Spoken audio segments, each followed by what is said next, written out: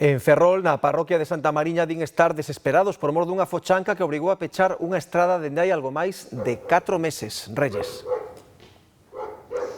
Sí, unha situación que amola sobre todo os veciños dunha trintena de casas que hai nesta estrada, porque din que desde comezos do verán por aquí xa non se pode circular, nin teñen acceso tampouco os camións do bután, os taxis ou as ambulancias, así que para exixir que arranxen canto antes este socavón, o que decidiron foi cortar a estrada principal de aquí de Xoane, que é a que se ve ao fondo, e comezaron onte e así van seguir ata o 5 de decembro, que é ata cando teñen permiso, entre a 1:30 e as 2 da tarde. Con todo, desde o Concello informáronos de que mañá mesmo comezarán aquí as obras.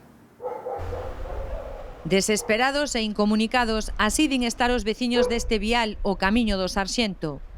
Tengo que coger un taxi abajo, arriba, la compra, el butano.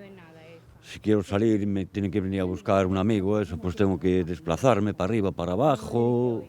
Es muy complicado esto. El butano tuvo que venir mi hijo el otro día a buscármelo. O sea, no, estamos incomunicados total. Si vengo con una compra, pues tengo que coger y los taxistas me traen hasta aquí y me la llevan a casa.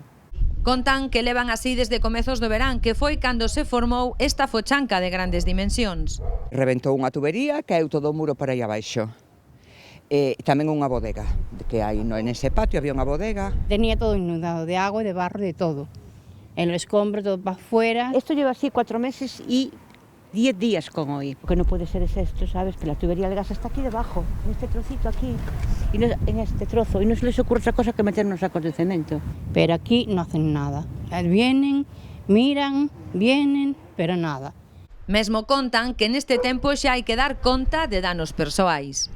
Venía corriendo, habían puesto el cemento con un plástico negro que sobresalía medio metro, se enroscó con el viento, tropecé ahí, caí y no me maté de milagro.